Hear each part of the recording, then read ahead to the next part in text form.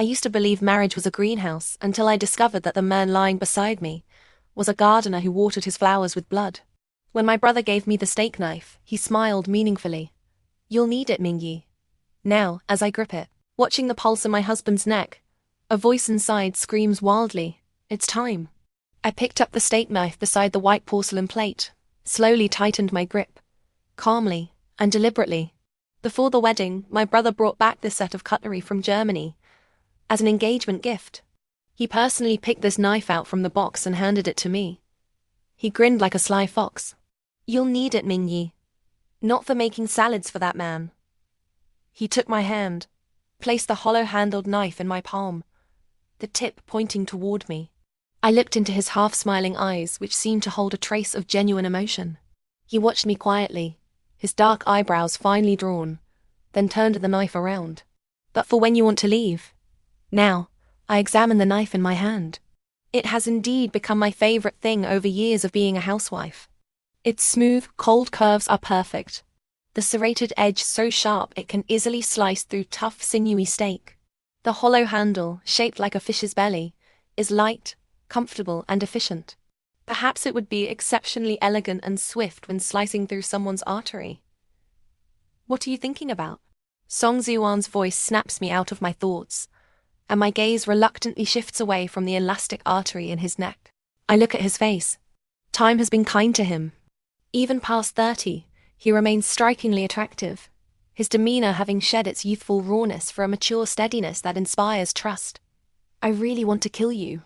As I gaze at this face that still stirs my heart, that's what screams inside me.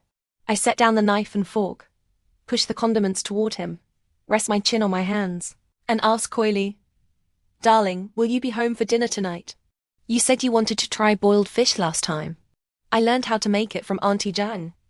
Would you like to try it?" He looks at me apologetically, picks up his napkin to wipe the corner of his mouth, and lowers his voice as if to soothe me. "There's an issue at the branch office. I need to go to Singapore." I pretend to be disappointed, voicing a few petulant complaints. "Be good." He leans back, his eyes full of affection as he watches me pout. "Your birthday is coming up, isn't it? Once I've handled this, we'll go on a proper trip. You've been through a lot lately." He lifts the corners of his mouth into a gentle smile. I cut my face in my hands and nod vigorously, sweetly, as if we were deeply in love. The weather is beautiful. As soon as I open the door, sunlight floods the entryway. He bends down to say goodbye, the light catching on his thick eyelashes, the hair at his temples. He seems dusted with a hazy gold foil, noble and exquisitely handsome. Like any good wife, I carefully straighten his tie and smooth the wrinkles on his collar. He grins, takes my right hand, and presses a light kiss to my ring. The brilliant white diamond sparkles, dazzling. An inexplicable, tender ache wells up in my chest, as if someone has punched me hard several times. He seems pleased by my dazed reaction and says warmly, "Mingyi, you know, every day of my life is probably lived for this moment. Aren't you too old for such talk?" My expression stiffens. I cough dryly, and as if embarrassed, push him out the door. Once the door is closed, my face falls. Expressionlessly, I wrench the ring off my finger, even though it hurts, pulling it off stubbornly. The ring is tossed casually onto the console table in the hallway, next to the overturned couple's photo. All traces of our past affection clearly unsettle the lady of the house. "Mrs. Song, the investigation you commissioned has yielded results. The findings might surprise you. We've managed to recover most of the video files and a series of photos from your husband's computer. It's largely consistent with our initial assessment. If you need to contact a lawyer, we can recommend." I open the email again. My face reflected on the screen doesn't even frown, but my fingertips tremble slightly as I scroll. The unlocked secrets include all sorts of videos and photos. Bodies entwined, young girls tied up, kneeling like dogs. My husband's name carved blood red on their chests, their fair skin covered in countless cuts and bruises, smooth backs marked with large drips of candle wax, their eyes dazed, lips bitten tight. They call my husband Master, their voices either pained and pleading, or pleasurable and fawning.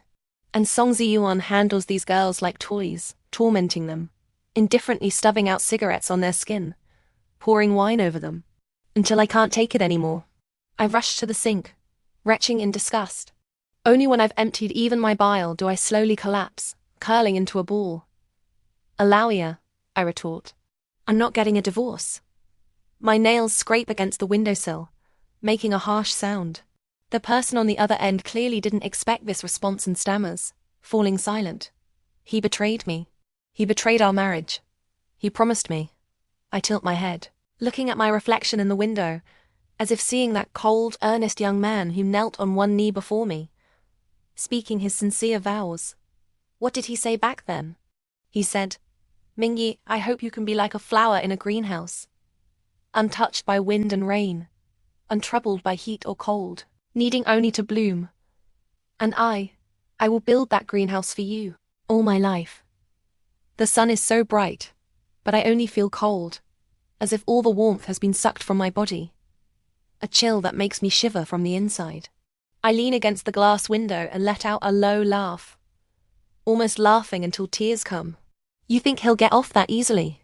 Once, while attending a ribbon-cutting ceremony, Song Ziwan carefully helped me hold up the hem of my dress, along with his assistant. I glanced down and accidentally caught sight of 2 or 3 fresh scratches on his wrist. They were long, thin, and new. "What happened to your hand?" I immediately crouched down, frowning with worry as I held his hand.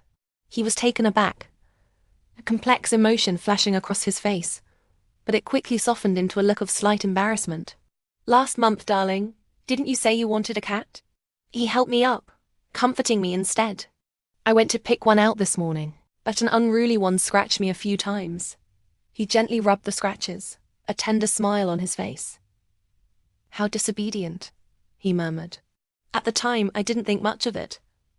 Just reminded him repeatedly to go to the hospital for a tetanus shot and to clean the wounds. That evening, when I opened the door, I was greeted by a ragdoll cat, beautiful but rather silly. I named her Anan. It wasn't until now, as I clicked on one of the many videos, that I found the answer. The room was set up like a dressing room at the event venue, but a special one. He rolled up the sleeves of his dark checkered shirt, unbuttoned his collar, and stood there admiring a girl as she stripped down to her sexy lingerie. Slowly, he took off a simple-looking watch from his wrist and carefully placed it on the velvet-covered table. I recognized that watch. I bought it for him with my first internship salary. I thought he'd love it. I remember the joyful sparkle in his eyes when he received it. He held me so tightly, I could barely breathe, like a child, tumbling with me onto the bed. He kissed me incessantly. "Mingyi, Mingyi," he used to call my name with such delight and tenderness. Isn't it ironic? Even in this moment, this ambiguous and filthy scene, he seemed concerned about damaging that old watch. Under the lash, amidst her moans, the girl instinctively reached forward and grabbed his wrist. He cried out in pain, shoved her hand away, lipped at his wrist, and then yanked her hair, slamming her head against the wall 2 or 3 times until she slumped down like a rag doll. He sneered, turned toward the camera with annoyance. Before the video cut off, I spotted something flashing on the sofa. Zoom in. Maximum zoom. My eyes fixated there, refusing to look away. It was an employee ID card with the girl's photo. Her hair was tied up and she smiled demurely, looking obedient and young. Lee Yuanyuan. That was her name. Without hesitation, I dialed the agency's number. "I'll pay triple the usual rate," I said calmly, playing with the cross necklace around my neck as if I were planning dinner rather than hunting for my husband's mistress. "Find this girl for me. I want results within 2 days. Her name is Lee Yuanyuan." I looked down at the name beneath the photo, my voice cold as ice. Anan had just been groomed and returned home. She was meowing, searching for me all over the house. I hung up the phone and called out to her. She trotted over softly and gracefully. She jumped onto the sofa and rubbed against my leg, seemingly confused. Anan didn't understand why I wasn't holding her like usual, why I was preoccupied with a cold electronic device. She swiped at the tablet with her paw before I could stop her, pausing the video just as he was taking off the watch. I stayed silent for a moment, then turned to her with an unnatural smile. "Anan, Daddy seems to have done something wrong." I stroked her back intermittently, thinking how to summarize it. "Something very bad. How should we punish him?" I asked lightly, seeking her opinion. But Annan is just a cat. She only blinks her pretty eyes and meows. The window wasn't fully closed. The sheer curtains swayed gently in the breeze, light filtering through like soft champagne, intoxicatingly warm. As if drunk, I slowly said, "How about we kill him together, Annan?" 3 hours later, wearing sunglasses, I sat in a car headed to the airport. On the way, I decided to text Cheng Mingli. Cheng Mingli is my brother, 34 years old, unemployed, fond of fun and debauchery. He holds a nominal directorship at Cheng Corp, but spends most of his time in various entertainment venues. The only days he shows up at the family company are either when he's drunk enough, or when his secretary is attractive enough. He's the madman who booked a helicopter on my wedding day, just in case I decided to escape even at the last moment before exchanging rings. "Why?" he asked me back then. "Why must you get married?" "He loves me, and he protects me," I whispered, holding my bouquet and gazing at the man mingling amid the clinking glasses.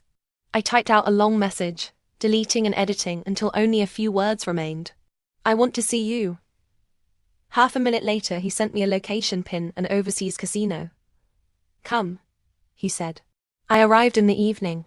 Though the sky hadn't fully darkened, the colorful neon lights along the streets were already lit. The bustling streets filled with people of different races and languages made it feel like daytime, a true city that never sleeps. Girls by the roadside laughed and smoked, wearing bright, tight dresses, swaying their hips as they linked arms with passing men. The salty breeze tousled their wavy hair like a soft, melodic tune. A shy, dark-skinned boy approached, hawking cheap silver-plated bracelets. His accent was thick, and he seemed inexperienced, stammering shyly, unable to string a full sentence together, just repeatedly showing me the bracelets. I wasn't in the mood to buy anything, but I changed my mind when I looked up and saw his eyes. So much like Song Ziwan, the Song Ziwan from back then. Eyes clear and bright, gentle and pure, like a deer drinking from a forest stream. "Keep the change," I said, stuffing a large bill into the boy's shirt pocket and randomly picking a bracelet with a fish spitting a pearl. He grinned in surprise, covering his pocket and showing 8 white teeth, thanking me repeatedly. I waved him off. Apart from those unforgettable eyes, my first impression of Song Ziwan ended there. Back then, I had a boyfriend, my first. It was a time when my world revolved entirely around him. He was a scholarship student who could calculate 4-digit multiplications in seconds, opening his eyes and smiling as he told me the answer. He worked multiple part-time jobs to support his family. His school uniform always scrubbed clean. He was carefree and cheerful, always laughing brightly. Every day I'd wait for him on the basketball court with 2 bottles of water, watching him run toward me with raised arms after scoring. Cheng Mingyi, did you see that?" I was like Gerd Muller just now. I was only 17 then. I truly believed I could spend my whole life with him. Later, I occasionally wondered, if that had happened, my life would probably have been very happy. But I grew up, went to college, started working, got married. He remained forever 17, forever on the school rooftop. Back then, I was too hysterical, crying incessantly and having nightmares. At first, I could hide it, but after a while, I shattered a glass at an unavoidable event.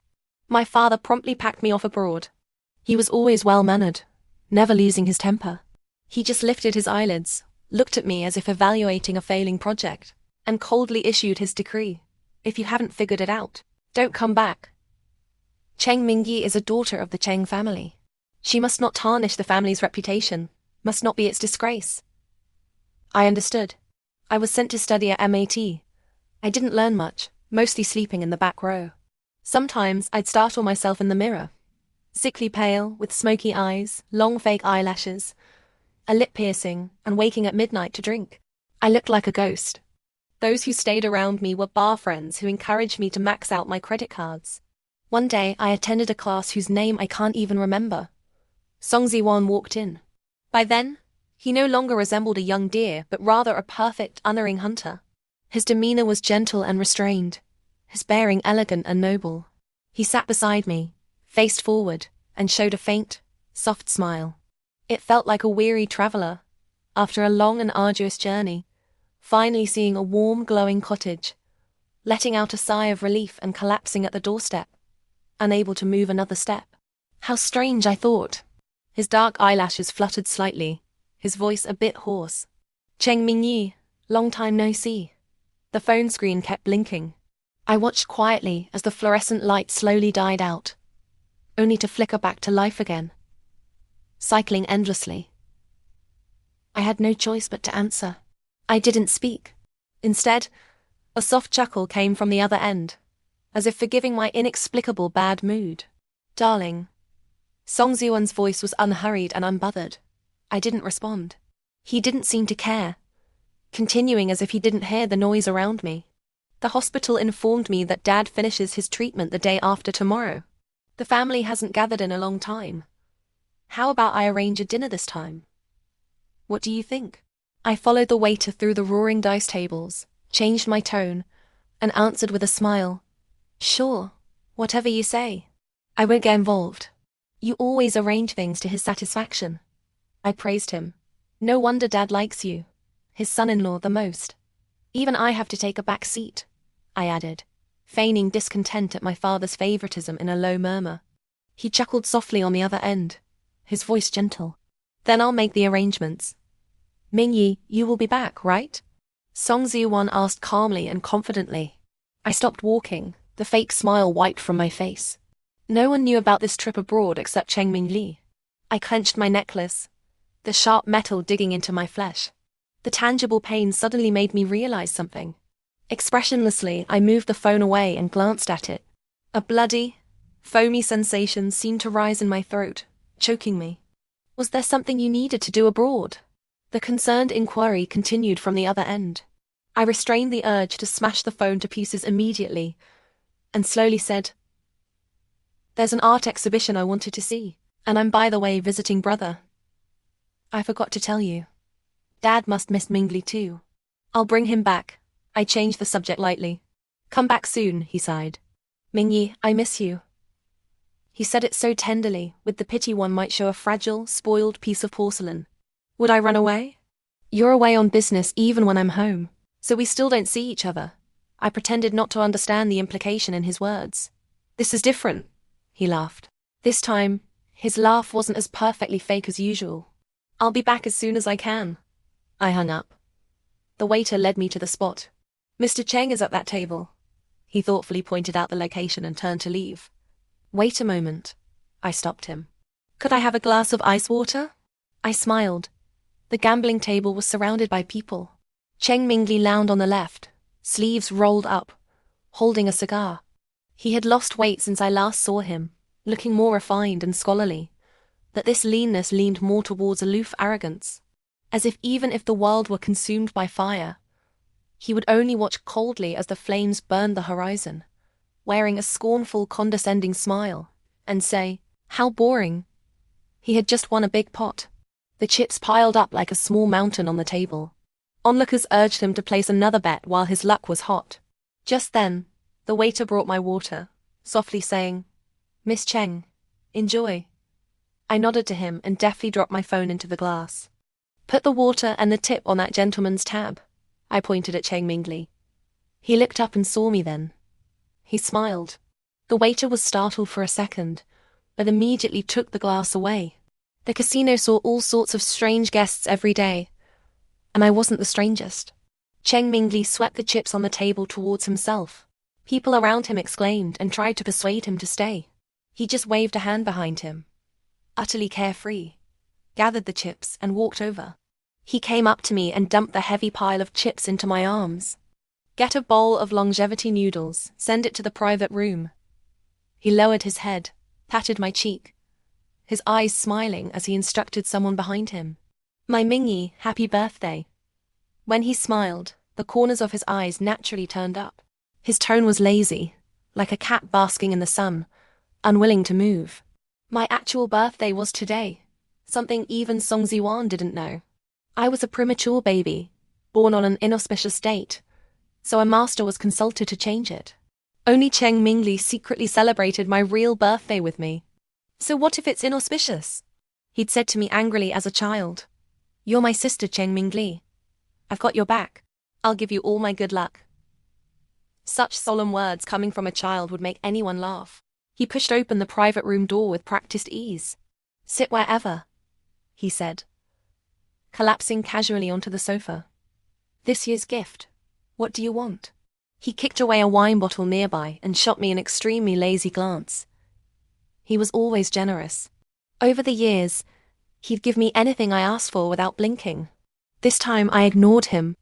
I dumped the armful of chips onto the table, poured myself a cup of hot tea, and walked to the window.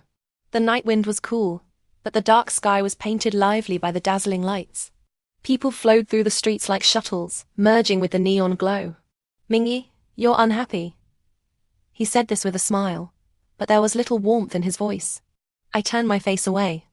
His tone became serious. "Did Song Ziwan bully you?" I didn't speak. "Should we seize all of Song Ziwan's shares?" He came to my side, frowning slightly. "No." He shook his head again. "That's letting him off too easy. Should we ruin his reputation?" A hint of a smile appeared in his eyes, his slender fingers gently resting on my wrist. "Make him crawl away like a dog with nothing left." I held his hand, my voice unusually soft and calm. "I want Song Ziwan to disappear. Completely disappear." I looked at him and repeated, "My lady." He was slightly taken aback, then lowered his head, his chin resting on my shoulder, and spoke seriously. "You've grown up," he laughed. When Cheng Mingli and I returned to the country, neither of us had checked the weather. Dressed only in thin shirts and sandals, we shivered the moment we stepped off the plane. Song Ziwan stood waiting at the arrival gate, a woman's coat draped over his arm. He looked somewhat tired, but the moment his eyes found me, the weariness vanished. Seeing our state, he couldn't help but lower his head and laugh. His assistant behind him, laden with bags large and small, waved vigorously at us with his free hand. I bounced over to Song Ziwan, threw my arms around him, and looked up at him with a smile. "Took the earliest flight back. Doing you a favor, right?" He shook out the coat and draped it over my shoulders, his hand stroking my hair gently. "I know you're being good. Are you hungry? Maybe have a little something first?"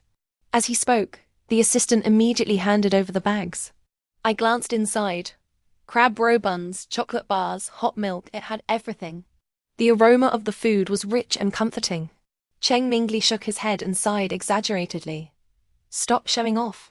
You're not just trying to freeze me to death, but also make me die of jealousy." Song Ziwan smiled good-naturedly. "Let's get to the car first. It's warm there. Besides, Mom and Dad will be arriving soon." Cheng Mingli's expression turned subtle at the mention of Mom and Dad, but he didn't say anything. He just lazily pulled open the rear door and got in, then leaned out and waved to me. "Come here, Mingy." Song Ziwan paused, the smile in his eyes fading considerably. "You get in." He slightly bent down, raising a hand to shield my head from the doorframe. I pretended not to notice the undercurrents between them, obediently took my seat, and watched as Song Ziwan heavily opened the front passenger door. Turning back, I saw Cheng Mingli covering the smile at the corner of his mouth, like a child who'd succeeded in a prank. The assistant didn't dare make a sound. I tried to start a conversation. "Why has Dad been dumping so much stock lately?" I asked. The curve of Cheng Mingli's lips was cold and indifferent. The old man's getting nostalgic in his old age. Wants to get back to his roots, go into education.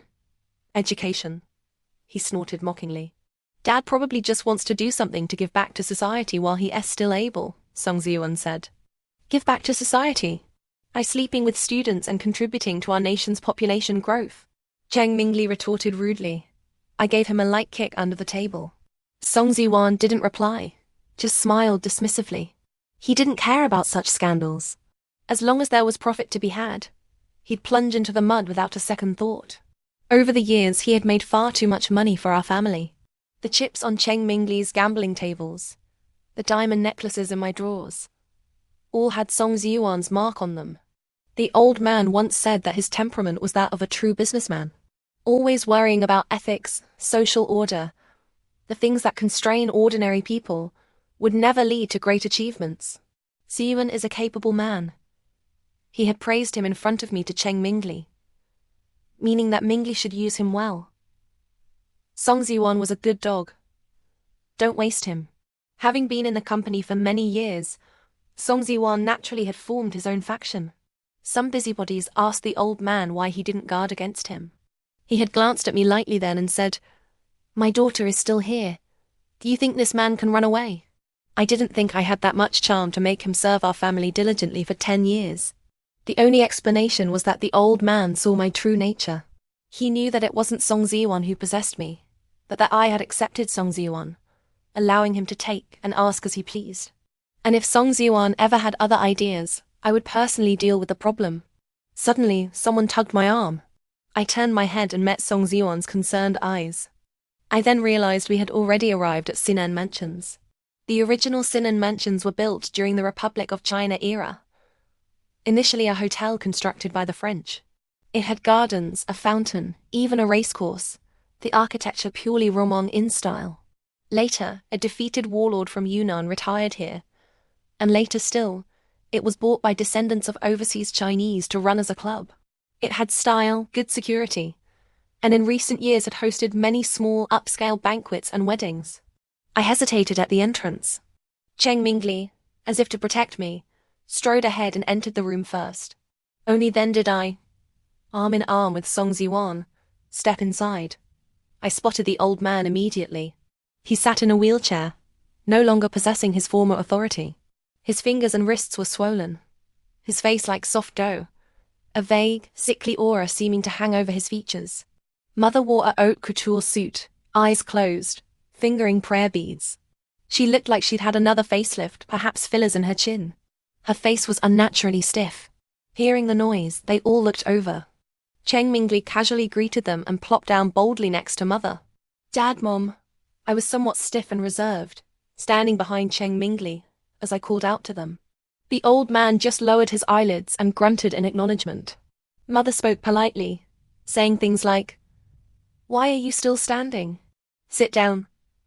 Song Ziwan greeted them respectfully and made polite conversation, asking solicitously after their health. He even remembered the name of my father's primary doctor. The old man, usually aloof, actually smiled at Song Ziwan. He was always socially adept, making everyone feel at ease. Even my mother was in a rather good mood, stretching her stiff muscles into a smile several times. It was easy for Song Ziwan to please someone. Even with competitors, he never broke surface cordiality, just shook hands, chatted and laughed, then stabbed them in the back later. This ability wasn't a bad thing, at least not for my parents. In their eyes, my greatest achievement was nothing more than snagging a talented, an outstanding son-in-law like Song Ziwan, changing my former ways, settling down obediently after marriage, and assisting my husband. I once ran into an old classmate who said the most unexpected thing was me. She thought I'd become a bassist in an underground band, or get drunk on the streets of Berlin, shouting, "I don't belong to any man," in the middle of the night. Who would have thought I'd become a standard virtuous wife and mother, wearing light-colored sweaters and pearl necklaces, learning to make curry, and even raising a cat? Your husband dotes on you, and you have your family to rely on. Such a life is truly enviable, she had once remarked with feeling. Now, as I looked around the room at everyone at the table, I felt isolated by a strange atmosphere. The exterior was a mess, the interior riddled with holes. Enviable? I almost laughed out loud inwardly. Several people had already come knocking on the door to offer toasts during this meal. The old man was surrounded. Song Ziwan got up to help him out, managing to fend off some of them. When Song Ziwan returned with his glass, Cheng Mingli seemed unable to hide his boredom and annoyance with this familiar, monotonous scene. He took out a pack of cigarettes, offering one first to Song Ziwan. Song Ziwan glanced at me and declined with a smile. Mingyi doesn't like the smell of smoke. Cheng Mingli, however, let out a soft laugh, lit his own cigarette, crossed his legs and raised his face slightly. "Do you know what my sister's most endearing quality is?" Song Ziwan smiled, pulling me closer. "Everything about Mingyi is endearing to me." Cheng Mingli shook his head, exhaled smoke. His face was slightly flushed from the champagne, making him seem unusually harmless and amiable. "No, her most appealing trait is that she always puts on a delicate, spoiled air, making people unable to help but want to give her the best." Song Ziwan turned his face to me, as if seeking my opinion. "Yes, but not everyone has the ability to give her these things, right?" His voice was gentle and low, leaving me no room for choice. Ziwan. The old man waved us over, barely diffusing the tension. Come meet Zhao-sun. I heard you collaborated on a big project recently. Let's go together. I linked my arm with Song Ziwan's. Okay. He smiled at me. As we stood up, I had already sent the text message for Cheng Mingli under the table, subtly shooting him a look. Li Yuanyuan was working a part-time job at Sinan Mansions today, responsible for the VIP lounge. The message had arrived just this morning, almost simultaneously with Song Ziyuan's call informing me the reservation was confirmed. A coincidence? I looked at Song Ziyuan, but it seemed I had never truly understood this man. Cheng Mingli stubbered out his cigarette, patted his clothes and walked out. An old friend is here. Going to see them. I followed Song Ziyuan, socializing with appropriate politeness, but my gaze kept drifting to the watch on my wrist. He still hadn't returned by the time I sat back down. The door clicked open. I turned my head instantly. It was a waiter with a fruit platter, somewhat startled by my expectant look, hesitating in the doorway. Where's Mingli? Mother noticed one person was missing and asked. He said he was going to see a friend. I hid my anxiety, my fingernails beginning to dig marks into my palm under the table. 15 minutes. He still wasn't back. The old man's face began to darken. Never acts properly. Who knows where he's gone off to now? Should I go look for him? I couldn't help but stand up. I'll go. Song Ziyuan pressed my hand down. His hand was cold, his gaze distant yet sharp, as if he could see right through all my thoughts. My heart sank for some reason. The phone screen on the table lit up. It was Cheng Mingli, but it only blinked for 2 seconds before going dark. I shot to my feet, my body swaying, a coat falling off.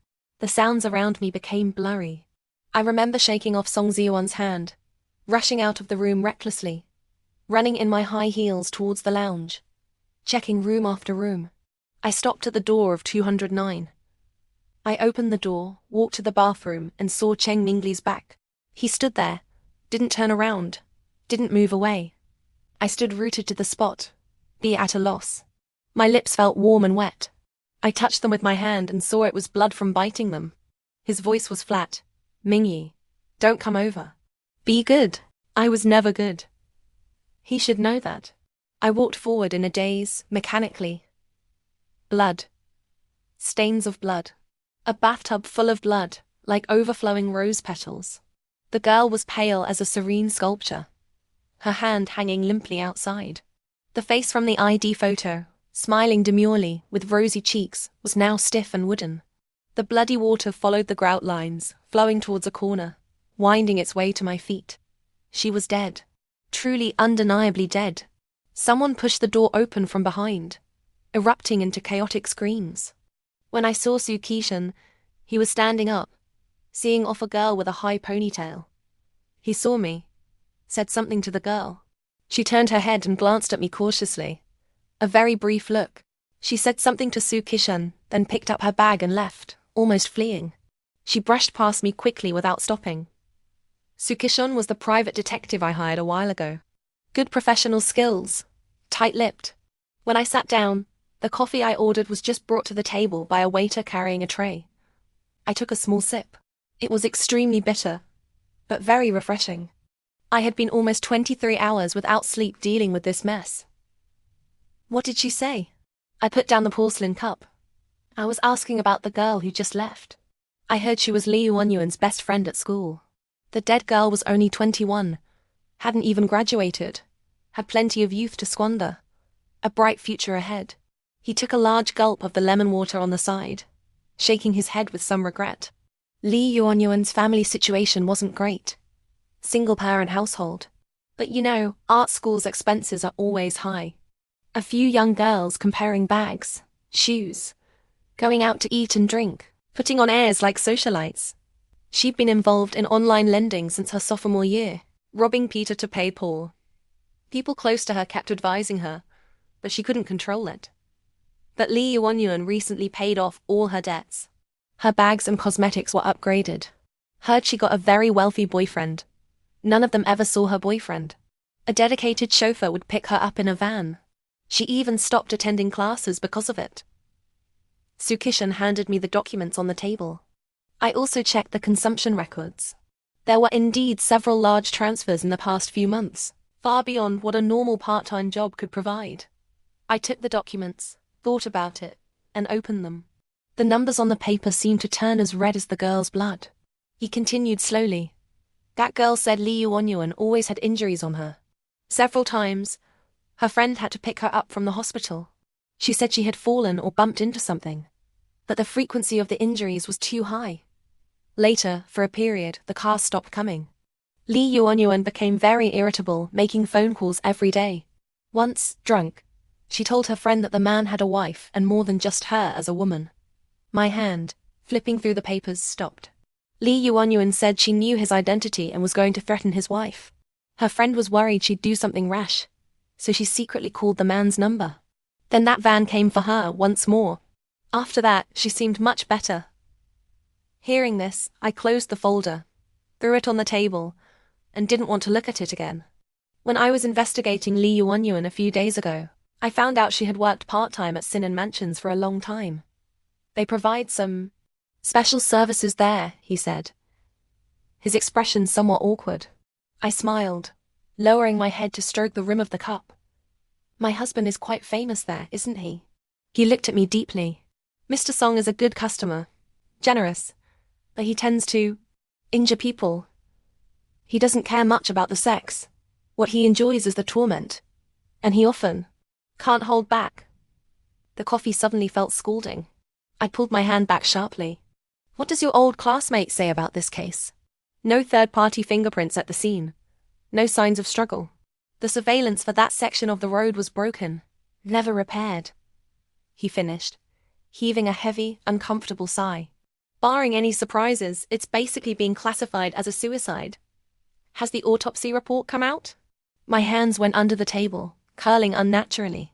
Mentioning this, his expression changed slightly. He said ... Lee Yuanyuan died twice. What do you mean? I leaned forward. There were traces of a large amount of drug residue in her stomach, but the cause of death wasn't drug overdose. It was excessive blood loss. I picked up the thread leisurely. So, she first took a large amount of sleeping pills, then woke up midway, struggled, and then took a knife to kill herself. That's too extreme. A firm determination to die. He fell silent. Or maybe just unlucky. My gaze fell on the silk rug on the floor. The light shone on it like an oil painting. Huh? He frowned. When I was in high school, a boy supposedly slipped on the rooftop, hit his forehead, was badly hurt. He staggered up, made it to the door. But the rooftop door was locked. No one answered no matter how much he shouted. Dizzy and blurry-eyed, he took a few more steps and unexpectedly fell off the rooftop.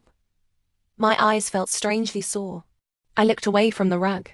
In my youth, I had thought such things symbolized a warm home. After getting married, I bought piles of them, changing them daily, yet still found them dull. Perhaps I had been wrong from the very start. The world is unpredictable, he sighed. When I reached the car, the girl with the high ponytail was waiting for me under a tree. You're his wife, right?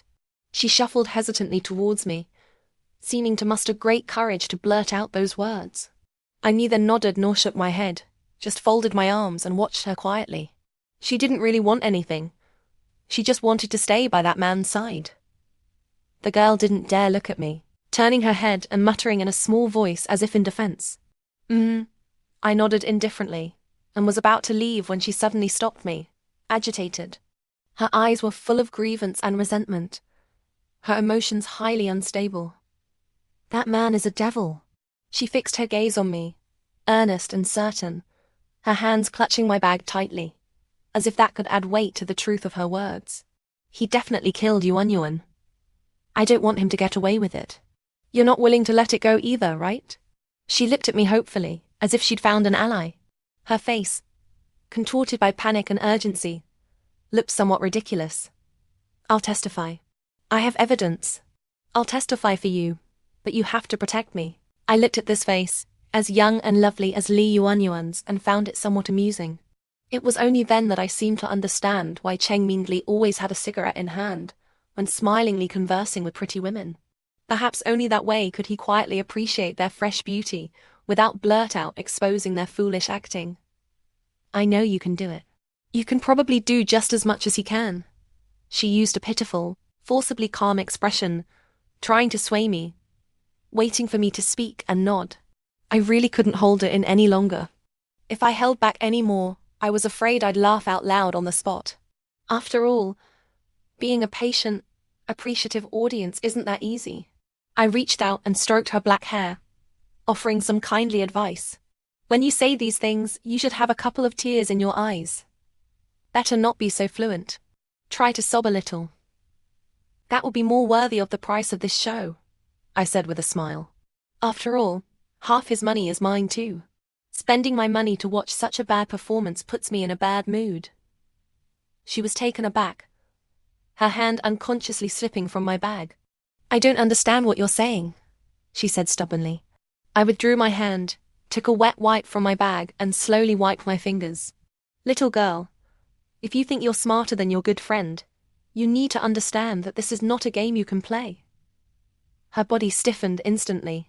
With a look of terror, she took 2 dazed steps back, her face trembling as if from extreme cold. Ziwon, are you listening? I said slowly, looking at her, my voice soft, as if whispering to a lover. Come pick me up. I'm too tired today, don't want to drive myself. I lifted my leg and hammered it a couple of times, acting coquettishly. After waiting just a minute or two, a black business car drove up from the mouth of the alley, stopped beside me. I stared at the dark car window. The man inside was surely looking back at me at this moment, sizing me up, trying to read me. The window slowly rolled down. Song Ziwon inside shook his head, then suddenly laughed. His smile was truly beautiful, tender and elegant, with a hint of a child's willful petulance. He sighed. How troublesome, Mingyi. You found me out. The driver got out and opened the rear door for me. I smoothed the hair at my temples, lowered my eyes, and stepped into the car in my high heels. The orange interior light bathed the inside, giving a wonderfully cozy illusion, much like the cashmere coat with its salon perfume scent that the man beside me wore. I narrowed my eyes, feeling somewhat weary, and shrank back, leaning against his shoulder. His hand gently stroked my cheek, full of pity. Why so cold? I looked up at his somewhat stern face. The light clearly outlined his jawline like a sculpture. When did you know? I gave him a sweet smile, whispering into the hollow of his neck. He crossed his left leg over his right, his hand resting on my waist, slowly stroking. When you sent those things to Sukishan, he called me immediately. My price is higher than yours. Higher than anyone else's, he said very gently, like someone cleaning up a mess for a clumsy, mischievous child who'd caused major trouble. Back then, what attracted me most about him was this impeccable gentleness, the soft words spoken only to me, the constant care. I had no reason not to be with him. But now, all this had become a weapon in his hands to bewitch me. And you? Logically, Sukishan shouldn't have slipped up, he said with a bland expression. I laughed. It was acted too well. Even I was almost fooled. But he said those materials were sent to me by Li Yuanyuan, I said casually, examining my newly done French manicure in the light. I placed my hands on my knees. The nail color made the diamond ring look exceptionally beautiful. But you wouldn't let that happen. I noticed his hand on my waist gradually tightening, like a chain restraining a wild beast about to snap. You would never let even a shadow of her appear before me, I said, staring into his eyes. He raised an eyebrow, somewhat surprised by my words. I nudged him with my elbow. If I had agreed with her today, what would you have done? He seemed not to hear this question. His hand slowly moved downward, pulling my leg over. The driver had long since raised the partition, acting as if he knew and saw nothing. Most of my body was in his arms. Let him manipulate at will. Strike first? Kill me? Turn me into a tragic case like Li Yuanyuan? I breathed slightly heavily, my hand resting on his shoulder. How could I? He bit my earlobe. An indescribable pain mixed with moist, slippery desire swept over me. My body seemed to bloom slowly, shyly, timidly, within a cloud of salon perfume. At such moments, he was clearly also moved by passion. His face was feverish, the corners of his eyes red. He curved his lips in a self-mocking smile. Mingyi, you're the one in my heart. How could I bear to hurt you? But I can't make the same guarantee for others. His voice turned cold. I didn't immediately refute his threat. I just pressed his hand down, leaned over him, lowered my head, used my teeth to undo his tie, licking, nibbling, covering his neck with lingering, dense kisses. He tilted his head back, looking down at me through his lashes, his expression softening, sorrowful and enchanting, like an ancient Greek bard. In that moment I thought, if my teeth were as sharp as Anand's, perhaps I could bite through his artery right now.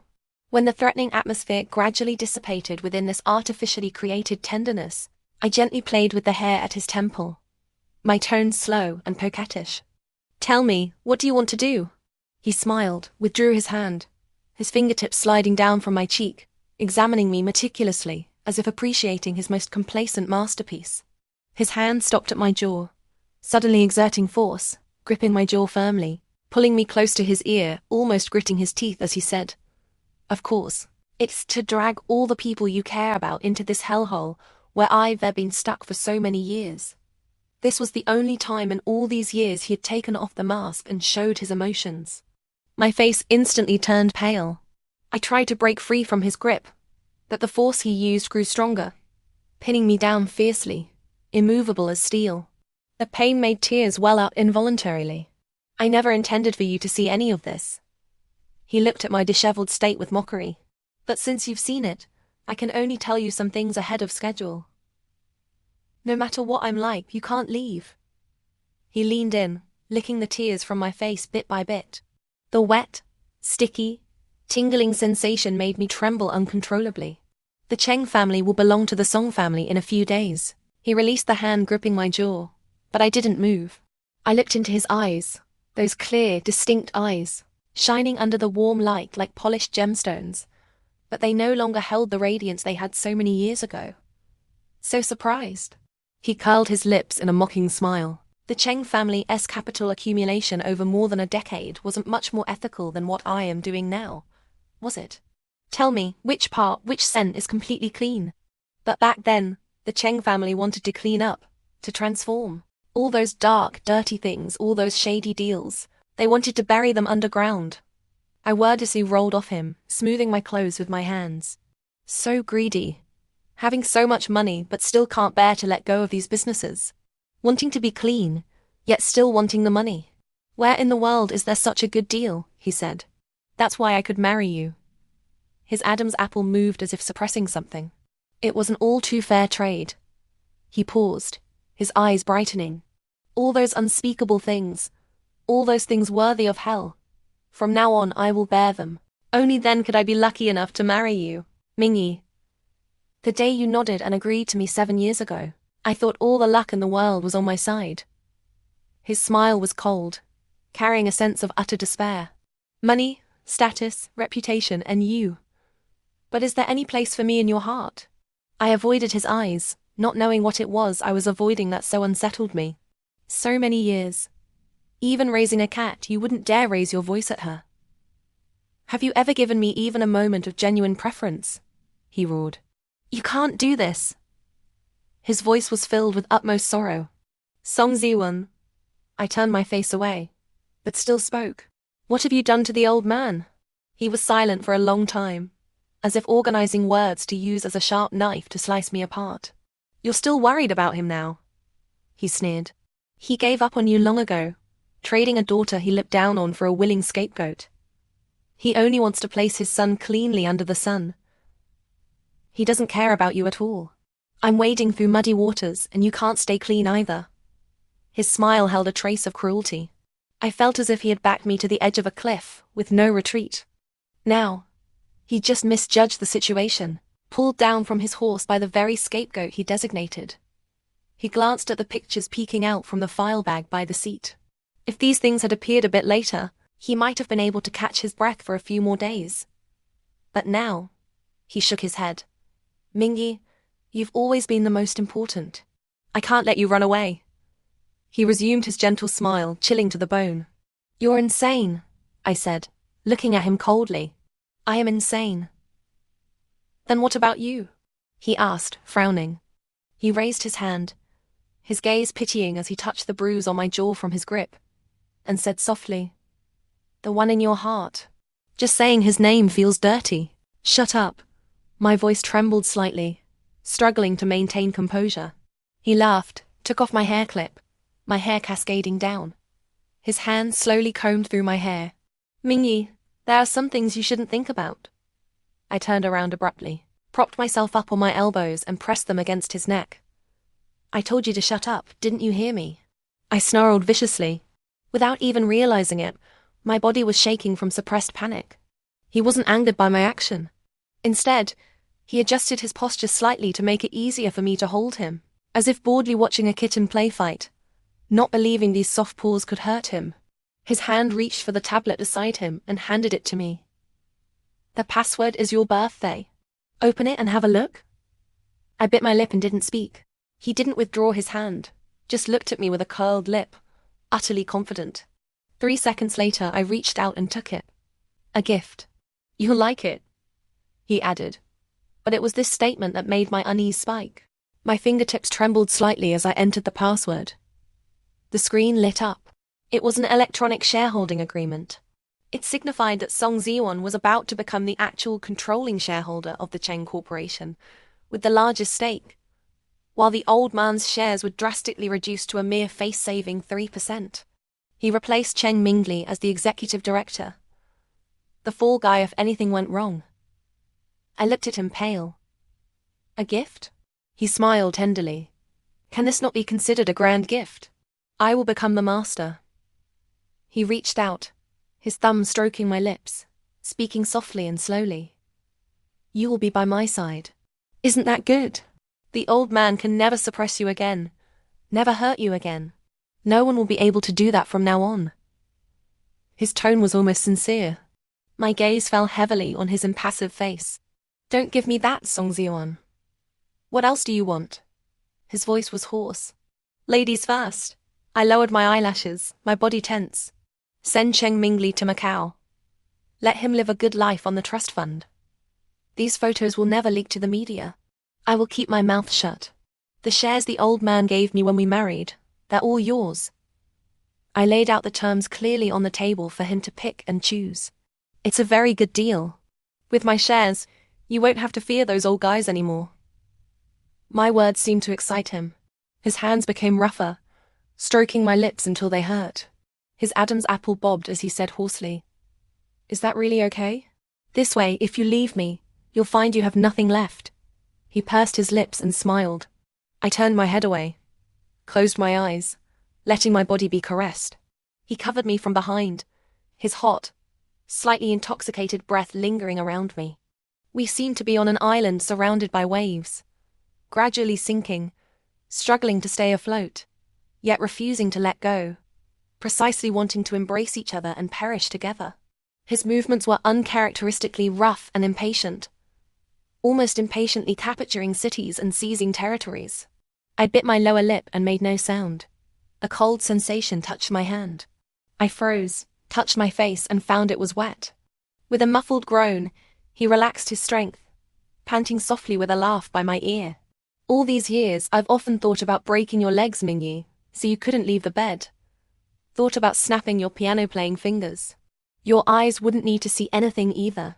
It would be enough if you could only say my name. So now, I am very satisfied." The dim, disorienting light blurred the scenery outside the window, like a burning ship in peril, suddenly sailing into a madness, chaotic nightmare. When I woke up, it was already noon the next day. A vase on the bedside table held vigorously blooming champagne roses, seeming freshly cut, their soft petals still adorned with cold droplets, glistening vividly. Song Ziwan sat at the desk opposite, wearing casual home clothes. I heard the sound of a pen scratching paper. He heard me get up but didn't look up, still focused on writing something. "The new phone is on the nightstand," he said flatly. I looked by the bed. Besides the phone box, there was also a diamond-studded choker. I held it up to my neck, then looked up at this gentle, composed man wearing gold-rimmed glasses. Such bad taste, I thought. The software is reinstalled. "This time, don't throw the phone away," he instructed, Otherwise, I'll worry about you when you go out. I let out a short, dry laugh, walked forward barefoot. What are you doing? Our old school, he put down the pen. He shrugged. They want us, as distinguished alumni, to give a speech. I'm drafting it. I folded my arms and looked at him doubtfully. Distinguished alumni? Us? He took off his glasses, rubbed the bridge of his nose, and explained, the group donated a lab building and a gymnasium this year. Then why are you writing it yourself? I looked at the long passages of text on the paper, even more puzzled. Just let the secretary handle it.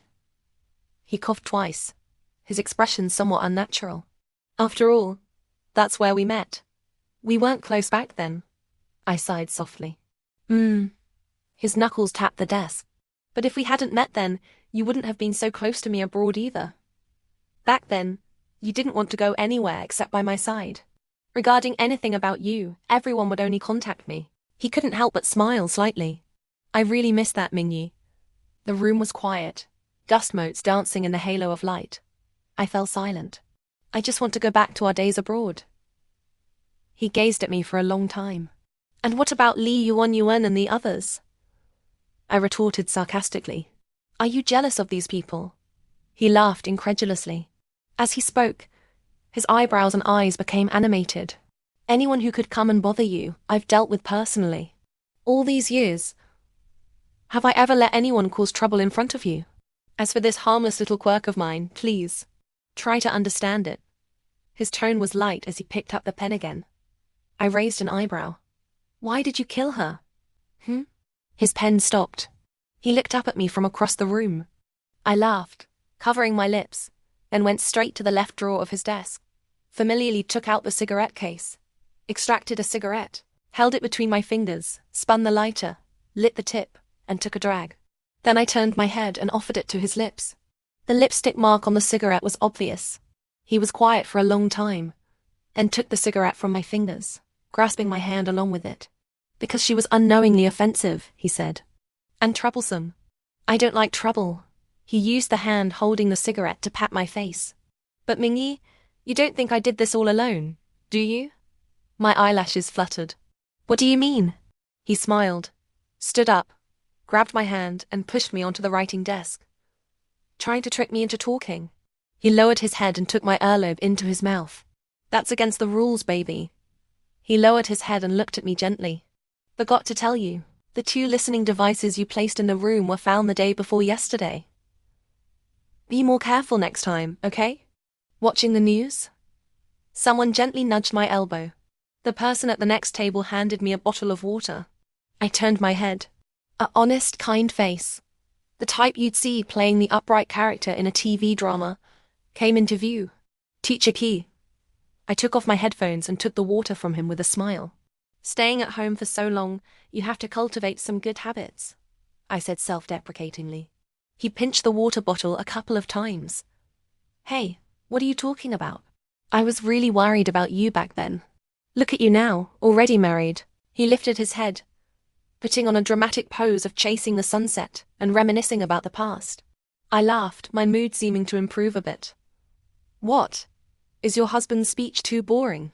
He asked.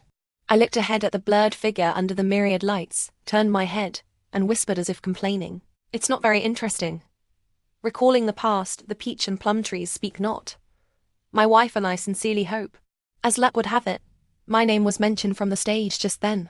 The big screen directly gave me a 3-second close-up. I had no choice but to respond to the curious looks around me with a practiced, dignified smile. Old Man, the teacher, laughed heartily. I really didn't expect you 2 to end up together. But that kid, he liked you even back then. He unscrewed the bottle cap, took a sip of water, and wiped his mouth. During math exams, he could finish in less than half the time, then would scribble all over the scratch paper.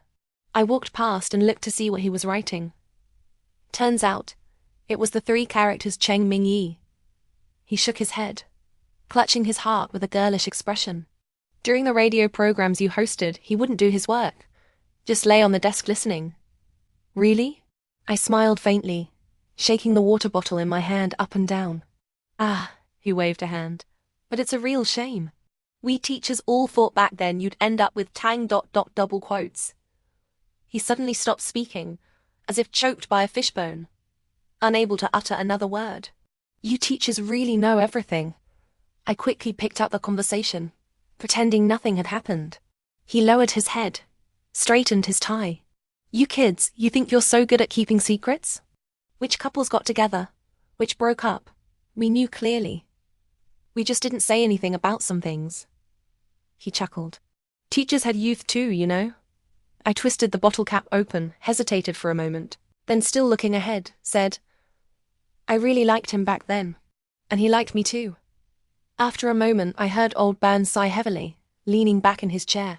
He was a good kid. Top of the grade every time. What a pity. I lowered my head, suddenly feeling like laughing.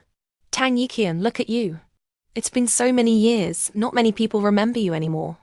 And when those people mention you, when I mention you, it's only with the words, what a pity, because you were someone who should never have died. These days, news of the upheaval during the power transition in the Cheng family had been spreading like wildfire privately. The business world is full of sharks that swarm at the scent of blood. Now, seeing Song Ziwan quietly become the top dog, many are flocking to curry favor early. The school ceremony, being Song Ziwan's first public appearance, attracted almost every business person connected to the Cheng family, using one pretext or another. As soon as he finished his speech and stepped off the stage, a crowd surged forward. This one called him nephew. That one claimed to be a family friend. Some even pushed their cousins or nieces forward, smiling and saying they wanted to learn from President Song. Even Song Ziwan, always socially adept, was somewhat strained, dealing with them while trying to push through the crowd towards me. I couldn't be bothered to go stand by his side as an unwelcome accessory, so I simply pretended not to see his signals, idly picking up a biscuit to eat. He stopped, gave me a somewhat helpless look, then turned back into the smiling, chatting crowd. After he turned away, I popped the rest of the biscuit into my mouth, brushed the crumbs from my lips with my fingers, and stood up to leave. Following my memory, I walked to the northwest corner, until I saw the red brick building covered halfway with ivy. Class was probably about to start soon. The sound of students hurriedly pushing back into classrooms came from upstairs, laughing and noisy, full of life. I held the handrail, stepped up the spiral staircase in my high heels. My formal attire is out of place among the school uniforms. A few passing students looked at me curiously. When I reached the 7th floor, a young man with a cold demeanor leaning against the railing said, There are no floors above. It's the rooftop. Then a girl's voice shouted from below, Kisishu, come down quickly, class is starting. The young man's cold expression softened instantly. He headed downstairs. Thank you, I said as we passed each other. As expected, the lock on the rooftop door had long been broken. The door creaked open with a light push. Cigarette packs and chip bags littered the ground. The mottled walls were covered in graffiti. I walked 3.5 steps to the left, felt the graffiti wall and crouched down. There were the pinyin initials of 2 names carved deeply, as if intending to stay there forever. After a moment of silence, I gently rested my forehead against the wall and said, as if sighing, Even after donating so much money, why hasn't this place been rebuilt? When Song Ziwan found me, I had already found a clean spot, sat down cross-legged, and taken a lollipop from my bag to suck on. Ever since I smoked in front of Song Ziwan again, not a single cigarette could be found in my handbag, replaced by grape-flavored lollipops, just like when he tried to make me quit smoking years ago. He stood at the rooftop entrance, tall and slender, frowning slightly, half his face illuminated by the hazy setting sun behind him. The ground is cold. Get up. He walked to my side and reached out his hand to me. How did you find me here? I took his hand and stood up, giving him a small smile. I heard you jumped from here, he said flatly. I lowered my eyelashes, crushed the candy in my mouth with a bite. It seems they're even biting my tongue. A taste of blood spread in my mouth. Why did you like him? He smiled slightly, as if asking a very ordinary question. Are you really going to compete with a dead man over this? I looked up at him upon hearing this. He covered his mouth and let out a low laugh. Just feel like I'd regret not knowing, he said. He wasn't worthy of you. Worthy or not isn't for you to decide. Be polite. I kicked him coldly. After a while, I looked down and said, Back then, I was the one who wanted to jump from here. I pointed at the graffiti wall. He was sleeping here. Then he saved me. That person only had about 50 yuan on him, his allowance for a whole week. I kicked a flattened soda can on the ground. He spent over 40 treating me to skewers, and used the remaining 10 to buy me ice cream and candy. Told me I had to live well. Song Ziwan looked at me quietly. Sounds like something a true, kind, savior type would say, right? I raised the corners of my mouth into a smile, but it probably looked uglier than crying. He laughed softly and ruffled my hair.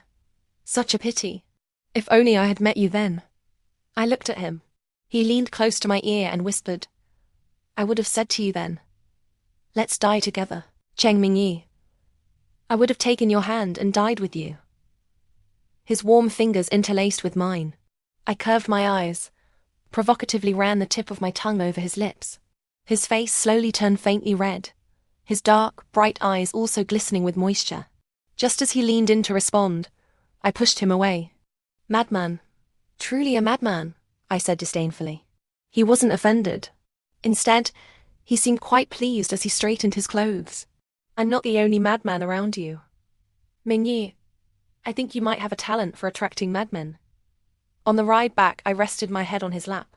The car's heater was on full blast, making one drowsy. When I woke up, it was already dark. Song Ziwan hadn't allowed anyone to disturb me. Only after I woke up did we drive into the garage. Just as we entered the house, an assistant hurried up. Flustered. The moment his eyes met mine, he quickly looked away. President Song, something's happened, he said in a hushed voice. What is it? Speak slowly. His expression turned stern. The media is all over it, can't suppress it. Don't know who leaked it, double quotes. His face grew darker. My steps faltered. I took out my phone, it was off. Damn it, I cursed. As soon as I entered, without even changing my shoes, I hurriedly grabbed the remote, turned on the TV. A stern-looking short-haired news anchor was solemnly reporting. On the gear circuit in Macau, several cars collided with guardrails while navigating a narrow, sharp bend, causing a chain reaction. The number of casualties is yet to be determined. Some cars were completely flipped over. The scene is extremely chaotic. The most severely damaged luxury car worth millions is suspected to belong to a mainland pharmaceutical enterprise. The Cheng mother and son were riding together. My legs went weak. He came over to me, wanting to help me up. The old man saw the news, had a heart attack, needs surgery. We need to go to the hospital. I pressed his hand down and shook my head. I want to go to Macau. Be good, he said, his face grim. A sharp crack sounded as I slapped his face to the side. Tears in my eyes, I shouted. How many more people do you have to kill before you stop? He touched his face, unruffled, and turned his head back. It wasn't me. Believe it or not. Wasn't it? I sneered. Then what about Tang Yiqian? Who are you pretending to be innocent for? His anger seemed to ignite with this questioning. Because he wanted to take you away. You were going to go with him back then, weren't you? I stared at him dully. Then, as if terrified, slowly backed away, running to the bathroom. The moment I locked the door, I wiped my tears away harshly with the back of my hand, leaned on the vanity, and the panicked, tear-streaked face in the mirror slowly became expressionless. I rubbed my face, sore from making such rich expressions, glanced at the phone in my hand, curled my lips boredly, and muttered, Let's end this quickly. Playing the trapped little lamb is such a hassle. The news of the car accident and the old man's rehospitalization spread like wildfire, causing the Cheng family's stock price to plummet. Many of the so-called major projects developed by Song Ziwan were essentially trap set for the Cheng family. They lured numerous investors to simultaneously carve out the company's already tight cash flow, forcing the old man to pledge his equity. As the mastermind, Song Ziwan naturally took the largest piece of the pie. As compensation for cooperation, other big sharks caught the scent and came, carve out the Cheng family under the guise of investment. But now, with the situation so turbulent and scandal-ridden, these big sharks aren't about to take any risks. Quietly withdrawing their investments is already considered ethical. Some have even outright turned hostile, setting their sights on Song Ziwan, who has his own problems to deal with. Capital is a blood-stained rose blooming amidst money, beautiful and alluring, yet covered in thorns. Song Ziyuan's face grew visibly more somber each day. Occasionally, in the middle of the night, I'd be half asleep when he'd suddenly hold me tight, seemingly murmuring in a low voice about how tired he was. Yet, for some reason he made a point of coming home every single day without fail. "I spent too little time with you before," he explained. I smiled, didn't answer, and slightly lifted my eyes to glance at him. Then, I smoothed the wrinkles on his shirt with my hand, and turned to sit at the dressing table, seemingly not very interested in his answer. He lingered at the door for a moment, then suddenly turned back and stood behind me, watching quietly as I applied my lipstick. "Change the color. Something lighter." He frowned slightly. I ignored him, didn't even pause. He watched me for a moment, then, not gently at all, grabbed the hair at my nape, took 2 wet wipes, and forcefully rubbed away the color on my lips until all of it was gone. My lips became swollen and flushed from the friction, an unnatural bright red. I lowered my eyelashes, picked up another lipstick from the left side, and applied it compliantly. "There's a banquet tomorrow." His thin lips curved slightly, and he reached out to tidy my somewhat messy hair. "Come with me, Mingyi. Is it important?" I pressed my lips together and looked at him in the mirror. "Very important. The Key family will also be there," he explained patiently and gently, as if he wasn't the one who had just grabbed my hair. The Key family was one of the new cash cows Song Ziyuan had found, and also the most significant one. "Prepare well." He smiled, using his long fingers to smooth the hair by my ear. His fingers were very cold, like ice emitting a chilling cold air. "Stay by my side. Dress beautifully. Be a queen." He picked up a Baroque-style earring and held it against my earlobe, nodding in satisfaction. "Forever." His tone was doting. In the mirror, our faces looked deeply affectionate and attached. To an outsider, we might even seem well matched. I hesitated for a moment, then said, "I want to go see the old man tomorrow." "You finally come around."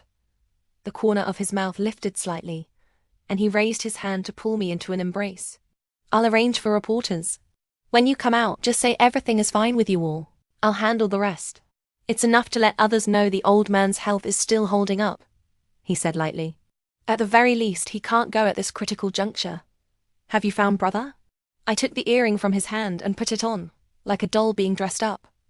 Probably hiding in some corner. "Do you know where he is?"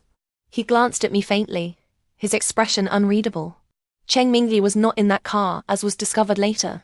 However, the woman in the car was indeed my mother, while the man in the driver's seat was a high-class companion even younger than me. After the car accident, Cheng Mingli vanished without a trace overnight, like finding a needle in a haystack. No one could find him. How would I know? I shook my head. He looked at me for a long while, then casually smiled, reached out to stroke my shoulder, and placed a cool kiss on my cheek. "I believe you. Good girl." The next day, when I appeared at the hospital entrance wearing sunglasses and holding flowers, the media was already gathered, waiting with their long lenses and short cannons. It made me feel as if I were arriving at the most thrilling climax of this play. Bodyguards hurried me through the chaotic passageway, but unfortunately, moving quickly couldn't block out all the voices. Mrs. Song, there are rumors that your brother died in the recent car accident. Will there be a change in the Cheng family heir?" I sat by my father's bedside. He had just been resuscitated and was still very weak. When he saw me, he could only roll his turbid eyes. One could say that moving his eyes was all he was capable of now. I took off my sunglasses and set down the flowers. I took a bright red apple from the fruit plate and began skillfully peeling it, playing the role of the filial, considerate daughter. "Dad, I never thought there would be a day like this, where I could sit down and have a good talk with you." I crossed my legs, leaned back comfortably, acting as if we were just having a casual chat. His breathing was heavy, like a broken bellows, and he turned his eyes towards me somewhat blankly. "What should we talk about?" I lowered my eyes and thought for a moment. "Let's talk about something amusing. I remember. Mum went to Macau with a male model and got into a car accident on the way to play mahjong. She's worse off than you now. She won't make it if they remove the tubes." My hands shook with laughter, forcing me to put down the fruit knife. Looking through the soundproof glass from outside, one would only think a filial daughter was telling her father some funny joke.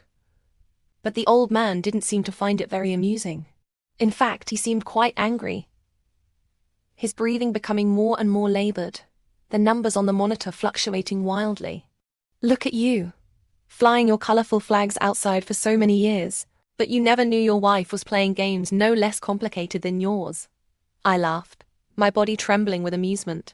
After finishing my laughter, I continued peeling the apple, somewhat bored. Seeing you like this is truly incredible. I raised an eyebrow. Do you remember how badly you beat me back then? I begged you over and over, but you never stopped.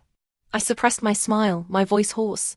I stared at his aged face for a while, then said lightly, "Tell me, if you didn't like children, why did you have them? Was it just to take a family photo with more people? Why go to all the trouble of turning them into monsters, one after another? Honestly, I sometimes wonder if you had a hand in the affair that led to the birth of your illegitimate daughter." I turned the knife blade, and the peel fell away. I propped my chin up, took a bite of the apple. It was sweet and crisp, juice overflowing. Otherwise, how could a young female student, barely an adult at the time, have managed to calculate you? You see, probably even you forgot you had an illegitimate daughter. I covered my mouth with a sweet smile. He struggled to open his mouth, but the breathing mask prevented him from making a single sound. "Brother and I found her," I said slowly, eating the sweet fruit as if savoring the old man's pain and panic. "It pleased me greatly. Or rather, she came to us. She's studying art, spends money recklessly, got into debt, and was sent to one of Brother's private parties." I pretended to sigh with regret. I patted his blanket. "You're so stingy. Seeing it wasn't a son, you were afraid they'd come after you. So the alimony was pitifully small. Sometimes I really think you're a monster. You knew about Song Ziwan's hobbies, didn't you?" I licked the juice from the corner of my mouth. My tone was light and calm. "You indulged him. You hid it from me. You thought you could use those things to grasp this dog's weak spot, make him work for you. But you forgot one thing. A cornered dog will bite, whether it's him or us." I laughed softly, my fingertips tracing the edge of the bed. "Guess what we did? Brother sent her to Song Ziyuan's bed." I paused for a moment before speaking. "That day at Sinan Mansions. The one you said was unlucky because it involved Mingli. Her name is Li Yuanyuan." I said it softly and slowly, as if I wanted to engrave this name forever on his heart. The old man suddenly became agitated, his fingertips trembling, a tear rolling from the corner of his eye. "Dad, you're crying," I said impassively, frowning slightly. "Will you cry for me when I die?" He closed his eyes. "It seems not." I discarded the apple core. After satisfyingly enjoying this ugly sight, I took a new phone from the third drawer of the bedside table and dialed the number I had long since memorized. My high heels tapped lightly on the floor in the quiet room. After the third, slightly dull sound rang out. The call connected. I leaned against the corridor, sucking on a lollipop, counting the folds on the portrait of the Duke on the opposite wall. I turned my head and met the curious gaze of the child next to me for the 9th time. "Can I play around?" I crouched down and poked the game console in his hand. "No." He tilted his head up proudly, smugly shaking his head of curly hair at me. I pulled out a handful of candies from my pocket and coaxed, "I have lollipops." He looked to be only 5 or 6 years old, but he frowned, putting on a grown-up act, seemingly hesitant to believe me. But faced with a handful of lollipops, holding out for 5 or 6 seconds was probably this proud kid's limit. "Okay, here you go." He hesitated as he handed it over. "But it's really hard. If you can't get through, I can reluctantly teach you." He crossed his little arms, slightly proud. The lollipop rolled on my tongue and I mumbled, while mercilessly hammering the monsters on the screen. "So cool." He stared at the screen and exclaimed, "You play games too?" The proud kid exclaimed excitedly. I shook my head and said slowly, "But I played often when I was little. I have a brother." I started chatting idly with the proud kid. Back then, after the nanny fell asleep at night, it was just me and my brother at home. The house was very big. I'd go to his room and he'd play games with me, hold me on his lap and play games until I fell asleep. I lowered my eyes and thought for a moment. He was really good at games, but it seemed like after clearing the beginner level, the game world would turn into a screen full of fireworks. I loved watching that. So he'd clear the beginner level over and over again, just to show me those fireworks. But the game is very old. When I grew up and wanted to find that game again, I couldn't. I sighed with some regret. He seemed to empathize with the feeling of not being able to find a beloved game, crunching his candy loudly. Hey, don't be sad. When I find that game later, I'll tell you. Okay. I curved my eyes. My name is Mingyi, he announced in a childish voice. I'm Balin. The proud kid seemed bored. After a while, he asked again, aren't you going to squeeze in and talk with them? My mom said this banquet is really important, that's why she insisted I come.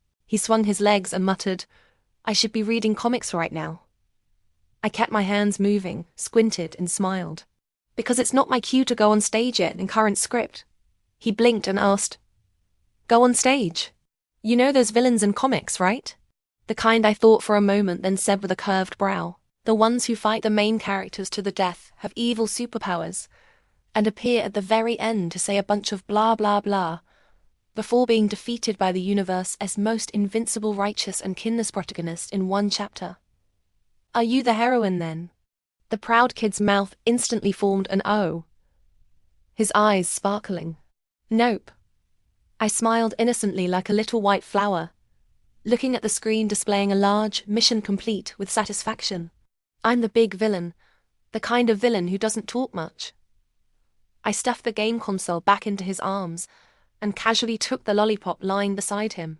Seeing his dumbfounded expression, I even kindly wiped the leftover sauce from the corner of his mouth and pointed to my watch. Time's up. I need to make my entrance.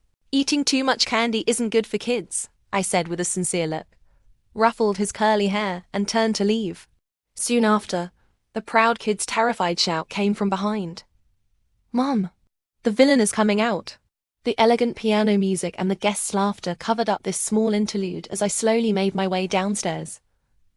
Passing by a window, I glanced idly outside. The brilliant, oil paint-like sunset spread across the sky, like a grand burning firework. You really enjoy teasing children, don't you? Song Ziwan stood at the corner, about to come up, holding a champagne glass and looking behind me. He smiled slightly and extended his other hand to me. I followed the trend, linked my arm with his. Sorry to keep you waiting. He took a sip of champagne, was silent for a moment. Then suddenly a man's gentle, calm voice sounded by my ear. Mingyi. I looked up at him. Next year, let's have a child. He naturally planted a kiss on my forehead. His demeanor is calm and casual. Our child would definitely be smart and lovely, he said slowly. I fluttered my eyelashes, wrapped my arms around his waist, looked into his eyes and laughed. I laughed so hard my body shook unsteadily. Next year? I touched his handsome brows and eyes. Darling, we don't have a next year. Right at that moment, as a pair of guests entered, the crowd ahead fell silent as if in collective silent tribute. After 2 or 3 seconds, increasingly loud whispers emerged, causing astonishment as if a depth charge had been dropped into the venue. I looked over his shoulder, curled my lips into a smile, and waved at the newcomers. Song Ziwan seemed to realize what was happening behind him. The hypocrisy, perfect social mask on his face vanished instantly. He looked at me deeply, tightened his grip on the wine glass, and turned around. Midnight, the hospital. To be honest, it was a truly bizarre scene. Several people dressed elegantly in evening gowns and suits, each accompanied by a large entourage of lawyers and assistants, making small talk outside the critical care unit. Let me introduce you. Cheng Mingli, whom I hadn't seen for a long time, stood before us wearing a casual business suit, still with his usual languid demeanor. The corners of his mouth curled in a faint, ambiguous smile. He nodded slightly and said with a light laugh, My sister, Mingyi. My brother-in-law, Song Ziwan. Then, the stunningly beautiful woman beside him extended her hand, offering a radiant smile. He sees you. My fiancé, he added lazily. Song Ziwan reached out and shook her hand politely. Their hands clasped lightly and separated almost immediately. He maintained his smile perfectly on the surface. But the calmness now was utterly different from usual, merely a habit forced upon him by wariness. All these days he had expended immense effort to secure the Key family's resources. Even the ostentatious banquet tonight had only one purpose: to persuade the hesitant, wavering Key family to inject fresh capital into him. But all of this was completely shattered just moments ago, with the announcement of the engagement between Key Siju, the eldest daughter of the Key family, and Cheng Mingli.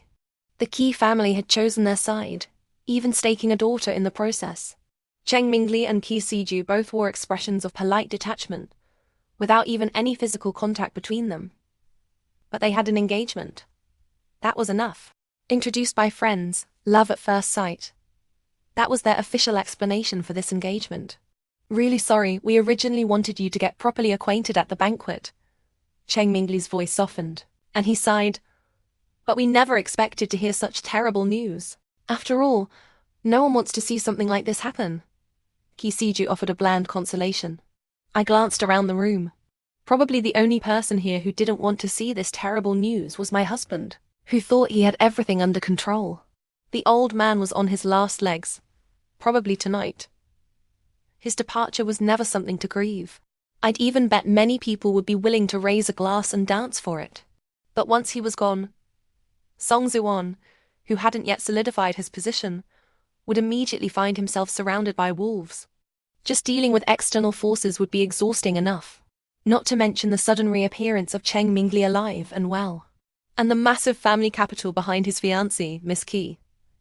Now, the few of us had hurriedly left the banquet, summoned all the relevant lawyers, and were waiting for one thing: a will. Just to see if the old man had left any backup plans. This effort would only determine whether Song Ziwan was sinking into a quagmire or a meat grinder. I'm going to remove my makeup. Growing somewhat impatient from waiting, I offered an apologetic smile to everyone, stood up, draped my coat over my shoulders, and walked to the washroom, to look more haggard and natural in the photos later. After carefully removing my makeup, I washed my face with warm water until it was completely bare. When I looked up, Song Zuan's figure appeared in the mirror. He stood behind me, his face dark and gloomy. With some interest, I adjusted my brooch, looking at his outfit today with satisfaction. A black, off-the-shoulder, waist-cinching evening gown, with a simply designed diamond necklace and bracelet. When I picked this outfit, I was thinking. I picked up a tissue nearby, looked at his face in the mirror, and said calmly, "It seems quite suitable for a funeral too. What did you say to the old man today?" His voice was cold and his face was covered with a layer of frost, devoid of any warmth. I rubbed my eyes until they were red, making it look like I had been crying hard before stopping. The truth. The truth that Li Wanyuan should have the surname Cheng. He looked up at me sharply, his expression a mix of anger and shock, and he frowned as if in pain from a severe betrayal. "Surprised?" I asked. "Right. She doesn't look like me," I said wearily, looking at the fine lines at the corners of my eyes. He just stared back at me in silence, the emotions in his eyes shifting complexly, like the turbulent undercurrents of the deep sea on a moonless night. I knew that at this moment, no further words were needed from me. He had already understood the reason. He had always been very smart. Then my phone rang. I glanced at the caller ID and answered it. After a moment, I put down the phone, turned around, leaned against the vanity, shrugged, and smiled. The old man's secret funds went to Cheng Mingli. It seems he'd been planning to drag you down with him all along. His pitch-black pupils instantly darkened, full of cracks. Click. The washroom door locked. He walked forward, one hand gripping my jaw tightly, the other playing idly with my hair. His gaze lowered, lost in thought. Cheng Mingyi. His hand covered my eyelids. Meanwhile, his other hand slowly moved down to grip my neck, his straight, slender knuckles turning white from the force. As his hand tightened, I could barely breathe, my vision darkening, tears welling in the corners of my eyes. He shook his head, as if utterly disappointed, reached out to wipe away my tears, and then laughed. "What do you think you'll gain by getting rid of me? Do you think Cheng Mingli will give you anything?" "Wishful thinking," he laughed, slightly breathless, his tone full of mockery. With that, he released his hand. I leaned against the vanity and slid softly to the floor, my face pale, looking utterly disheveled. Song Ziwan looked down at me from above. I've spoiled you, you little madwoman. I supported myself against the wall and struggled to stand up. Straightened my clothes, looked at him mockingly, placed my own hand on my neck and mercilessly increased the pressure. But I'd been too harsh. I couldn't help but hiss in pain. The expression on his face at that moment made me want to laugh. This is how you should choke someone. I repeated this motion several times until my voice grew hoarse. I sighed and said, only choking like this leaves clear marks that won't fade for days. What else do you want to do? His eyes grew darker. For taking photos as evidence, the effect is quite striking. I stopped, smiled, and shook the phone in my hand. Also, I should thank you. The recording app works quite well. Do you remember what you said the other day? He gritted his teeth. His face dark, grabbed my hand, and said angrily, do you really have to go this far for Cheng Mingli? He can, why can't I? He tried to control his breathing but couldn't help adding with a cold laugh. What do you think he is, Cheng Mingyi? Let me tell you, he's just like me. He's just a crash. Before he could finish, I suddenly grabbed the glass ashtray behind me and smashed it forcefully onto the floor. Glass shards scattered everywhere. I reached out, grabbed a piece of broken glass, ignoring how it cut my skin open, leaving a bloody mess. The glass shards embedded themselves in my flesh, but I felt nothing. Apologize. I pressed the glass against his waist. The shards refracted a bloody light. His eyes suddenly widened. He grunted in pain and stepped back, looked down at my hand, then at my face, seeming utterly incredulous. The sharp piece of glass in my hand had already stabbed deeply into his body, the transparent shard now tinged with a cold red. I threw away the glass, patted his cheek with my bloodied hand, and said, what are you? To even think you can compare to him. I've been taking my medication again lately. My mind isn't quite clear. This was a mistake. A complete and utter mistake. You understand, right? I touched the blue-purple bruises on my neck and smiled charmingly. After saying this, I turned, walked to the door, and pressed the handle. Leave now. You have no chips left to play in the next game. I opened the door. Cheng Mingli's personal assistant was waiting outside, with red lips and long hair, her makeup exquisite, her figure and looks no less than a model's. She handed me a warm, damp towel, completely ignoring my disheveled state, and the noises from behind the door, and said calmly, it's quite late already. Please rest at the hotel first. Shall I help you with your injuries first? She asked, picking up a nearby first aid kit. I shook my head, only took the towel, and simply wiped the blood around the wounds. What about the reporters outside? Seeing this, she put away the kit and said politely, there will be a unified statement. Only 3 or 4 photos we've selected will be released. With that, she untied her own dark blue scarf and suggested thoughtfully, it's better to cover it. I thanked her, tied the scarf, picked up my clutch, perfectly covering the wounds on my palm and neck. But this movement tugged at the still bleeding wound, the pain making me frown. I glanced mockingly at the dazzling white diamond ring on my ring finger and asked her, is this expression okay? Very good, she said with an approving look. Where's brother? When will things wrap up over there? I looked towards the closed door at the end of the corridor, from which came the sound of fairly loud discussion. The Cheng and Qi factions had already been unable to wait to start the subsequent game, both wanting to finalize the mutually beneficial agreements as quickly as possible. The end of one funeral is the beginning of another wedding. She helped me into my coat. I glanced at it. It seemed to be Cheng Mingli's business suit. Mr. Cheng will handle all the follow-up matters, she said with a smile. He asked me to get you settled first, she added. I nodded, looked back at the door behind me, paused and said, later, call a doctor for the person inside. It's time for the curtain to fall. As we left, I leaned against the car window, thinking quietly. I pressed my injured hand against the glass. The window was fogged, reflecting the brightly lit buildings outside in a blurry, distorted way. The water condensed from warmth mixed with blood and streamed down, like a screen fading to dark as the end credits roll. I stayed in the presidential suite on the top floor of the hotel for a week, watching animal documentaries while holding a bag of potato chips. From pandas to locusts, from elephants to dinosaurs. Just as I was eagerly starting, The mystery of dolphin intelligence.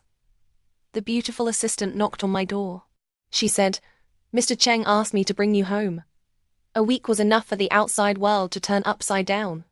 Before, they only called me Mrs. Song.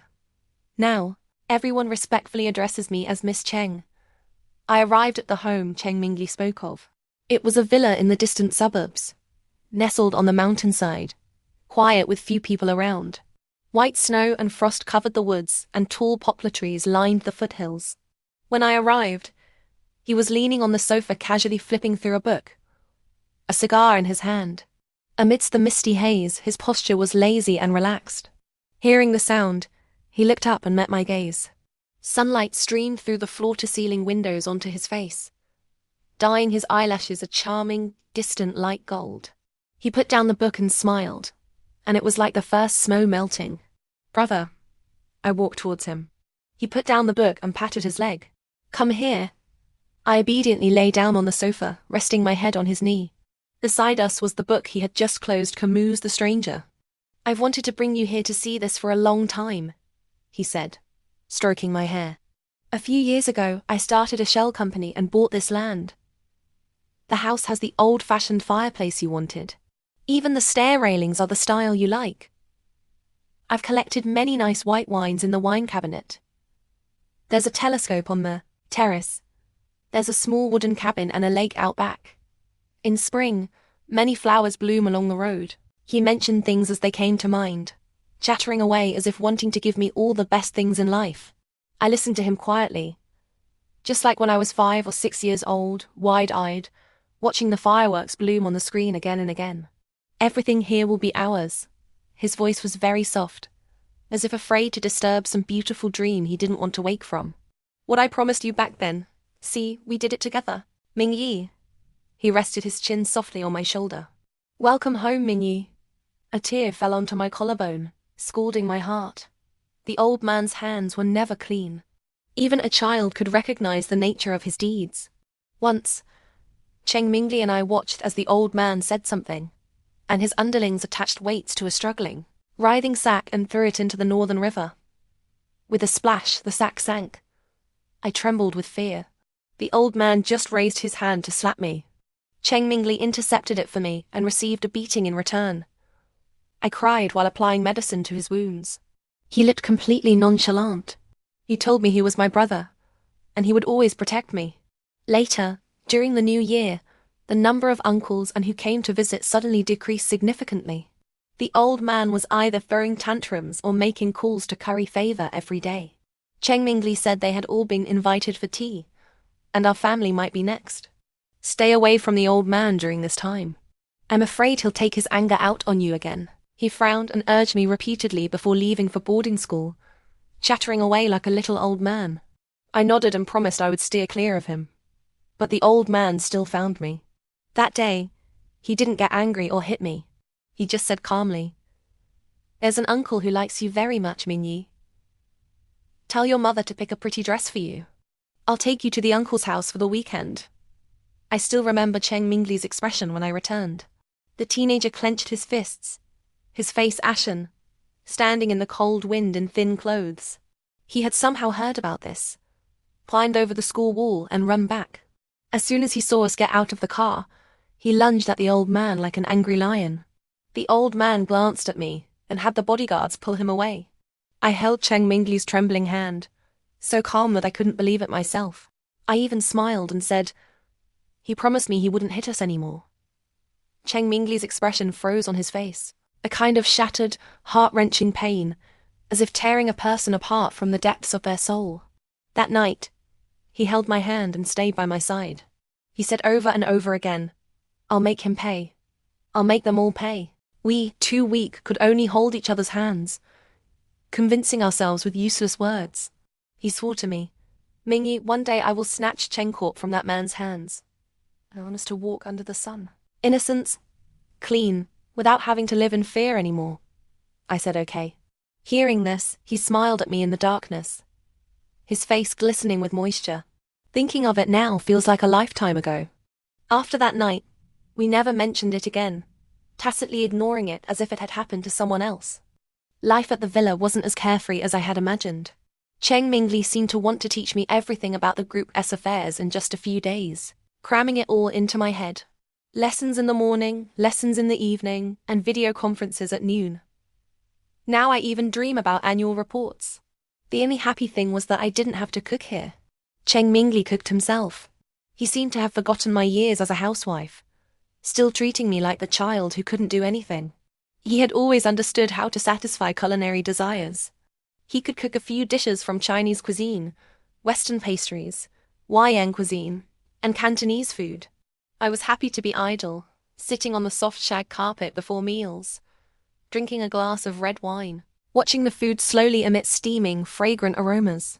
His tall, slender figure moved around the kitchen, occasionally chatting with me. I thought, a real home should be like this. If only everything could freeze here. But that, as Song Ziuan said, was wishful thinking. Life is fleeting, always moving forward, never back. That night, I had a nightmare, something I hadn't experienced in a long time. The teacher was still drawing parabolas at the blackboard. The desk was piled high with books like a small mountain. The boy at the next desk was frowning as he worked on a test paper, sitting upright and straight. His skin was very fair, his nose bridge high, his slightly plump profile serene and cute. I couldn't resist reaching out to poke his cheek. He was so shy. Just one touch and blush spread across his face. He turned his head, somewhat embarrassed, and tried to catch my hand. I smiled, waiting for his usual stop messing around.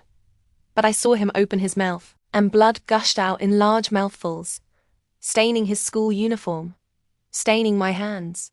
He choked out, "Mingyi, why didn't you save me?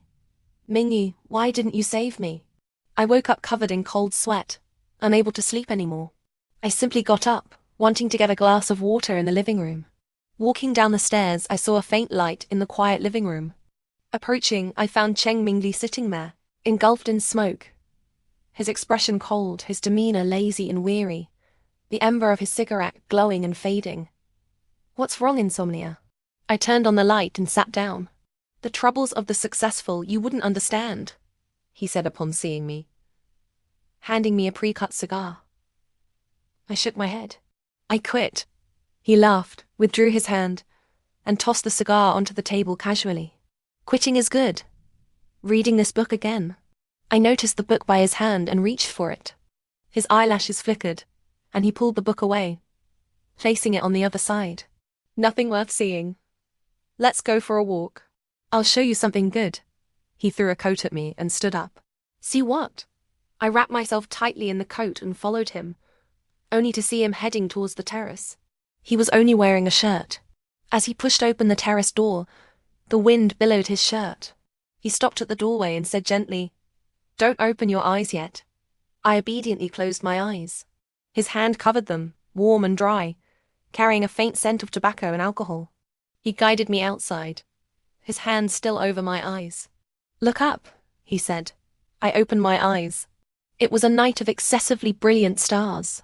The vast, boundless sky was studded with pearls, each one large and bright, their light pure white, transparent and brilliant. "So beautiful," I gasped softly. "You always wanted to see the stars back then. So naive." He leaned on the railing, laughing heartily. "You used to sneak a look at the letters I wrote to my boyfriend. Isn't that naive?" I retorted, raising an eyebrow, unhappy. He blew out a puff of white smoke and glanced at me slightly. "I thought you didn't know. When are they coming?" His hand rubbed the railing and he suddenly spoke. My heart skipped a beat. I looked at him, pretending to be confused. "The police." His voice was gentle and tolerant, without a trace of animosity. "They should have gotten all the things they needed, right?" My spine stiffened, and I lowered my eyelashes. "Stop pretending. When have your acting ever fooled me?" He sighed. "When you came to me on your birthday and told me you planned to push Song Ziwan so hard, I understood. You wanted him, in his desperation, to drag me down with him." I was silent for a moment, then said, "Tomorrow morning. It's not your fault." He put down the cigar, reached out, and pinched my cheek. "Don't feel guilty and don't be soft-hearted." "Well done." He looked at me with serene eyes. "I've already stopped. I can't extract myself anymore." But you are still clean. He smiled, as if he had been waiting for this day for a long time. Genuinely happy. Tell me, how did you know? He closed his eyes wearily, his crow-black eyelashes gently resting on his face, carrying a soft sense of lingering attachment. I looked towards the heavy starlight and frost on the mountainside and said lightly, probably because I found a husband who treated me like a vase. He wasn't very guarded against me. Right after we got married, I saw a project in his investment plan, a new commercial building in Lincheng. I said slowly. In terms of connections and information, it wasn't something he could access. Then, 3 months later, I discovered that an offshore account under your name had bought the bottom of Jiangjie Electronics stock and made a lot of money. Once is a coincidence, but 3 times can largely called a fact. I lifted my chin. I let out a short laugh. Even the old man didn't see it. No wonder. You two seemed so antagonistic on the surface. 2 people who seemed mutually antagonistic on the surface had been supplying resources to each other for over a decade, exchanging business information all along. Such trust in each other. But I've lived with him for so many years, after all. Song Ziwon would never trust anyone to that extent. I shook my head. And you aren't that kind of person either. I was indifferent for a moment. It simply doesn't seem like something you and he would do. A smile flashed in his eyes, and he applauded very approvingly. Found the answer now? He asked. I looked up at him. This trust is because you hold leverage over each other. They were both people who liked to dominate and control. Even with the closest people, they were accustomed to firmly grasping their weak points at the first opportunity. Only complete control allows for complete trust. I murmured as if to myself. A leverage that is too dangerous. So dangerous that no one dares to betray. Tying you firmly together, no one can break free. If anyone tries to tear up the agreement, they can't emerge unscathed or end things well. My expression was sorrowful, my heart aching dully. A relationship firmer than allies can only be accomplices. My voice turned cold. There was a time when he was under a lot of pressure. I gave him the name of a psychologist. He went. Then I had someone hack into Song Ziwon's psychologist's computer and got the recordings from the sessions. Ah, so careless. He laughed and scolded, but his expression was exceptionally innocent, as if watching a fire burn on the opposite shore, completely devoid of any consciousness of being the instigator. That preference of his appeared when he was 17. What happened at 17? My voice trembled. That made him become uncontrollably obsessed with a sense of dominance in sadism. He looked at me for a long time, his expression unmoving. Suddenly he grabbed my hand, pulled me into an embrace, and held me close, his hand gently stroking my back again and again, as if helpless against my full-hearted indignation. I paused, then buried my face deeply in his chest. His embrace carried a cold and refreshing breath, like ashes from burnt grass and trees dispersed into the clouds and mist, making me unable to stop my tears. At that moment I finally knew. I reached out and held him tight, knowing full well that this story was about to write its final stroke. He, together with you, killed Tang Yuqian. He, together with you, tortured and killed a living person. I was silent and despair. He slowly pushed me away, leaned down, and gazed at me for a long, long time, creating an illusion of deep affection. He curved his lips, but there was no smile in his eyes. He couldn't give you what you deserved, yet he still attempted in vain to take you away. What could that poor boy who couldn't even afford tuition give you? Mingyi? His long eyelashes were slightly upturned, his face is cold and indifferent, under the starlight like a meticulously carved ice sculpture, unaware of the world's sufferings and joys. I wanted you to see clearly. His bony hand rested on my wrist, gently clasping my hand. No one can separate us. No one can give you what I give you. He sighed softly, speaking very slowly yet very clearly. I will never let anyone take you away again, Mingyi. His tone was as sincere as a promise, the promise he made to me in our youth. I paused, my voice hoarse. What about Song Ziwon? Why did you choose him for me? You should taste the happiness of marriage and love, he said gently, placing his hand on my cheek. And he was the best candidate, at least the one who acted the best. His gaze drifted lightly to the fading bruises on my neck. He's a madman. To possess you, he can abandon everything. He will be loyal to you, utterly compliant. Yes. Only a madman would offer murder as a pledge of allegiance. As for Liu and Yuan's death, he proposed it. He curled his lips coldly. Consider him sensible. He leaned casually against the railing, his eyes coolly slanted. It was originally just a simple trap for him, but that woman got hold of something and tried to force him to marry her. A fool who doesn't know her place, actually trying to steal what I gave you. His tone rose. Deserves to die, he whispered with a smile. I looked at his smiling face, a chill running through my heart. I found that I could no longer superimpose his image with that of the youth. In the cold wind, waved his fists and shouted at the top of his voice. My head ached dully, as if trapped in a dream. A taste of blood rose in my throat, and the cold night wind blowing against my face pulled me back to reality. Tears welled in my eyes, and I beat him madly. Did you know the outcome? When you did these things, did you think of the consequences? Did you think of the future? He stood still, not dodging, taking blow after blow until I cried so hard I couldn't stand. Then he crouched down, held me in his arms, and, as if to comfort me, said with a calm smile, "This actually isn't much different from what I originally thought. I've arranged for people to help you properly. Chen Corp is yours now. Learn more. Don't always think about slacking off in the future. This is my gift to you, probably the last one." His eyelashes trembled, carrying an indescribable sadness and coldness. "It's just a pity. I thought you and I could be together forever," he said flatly. Hearing this, I grabbed his hand and hardened my heart to bite down hard. I bit deeply, but he didn't make a sound. "Remember this, Cheng Mingli." I wiped the blood from my lips, tears in my eyes. "You got what you deserved." "Yes, I got what I deserved." He looked at me softly.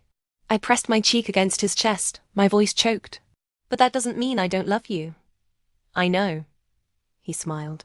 "Don't be so reckless in the future." He touched the wound on his hand, his expression worried, with a hint of apology that he didn't even notice himself. "After I'm gone, who will take care of you?" "Brother," I lifted my face. "I have a very, very long life ahead of me," I smiled, my tone firm. "I will live it well." After a moment of silence, his hand rested on the top of my head. "It's snowing. Let's go inside," he said softly. I obediently let him lead me into the house. He said he wanted to handle some things. I watched steadily as he entered the room. He didn't look back once. I didn't step forward. The door closed and locked. I picked up the book he had left on the sofa and sat on the carpet outside the door, holding it. As dawn broke, police sirens roared at the foot of the mountain, one after another. I closed the book. A gunshot came from inside the room.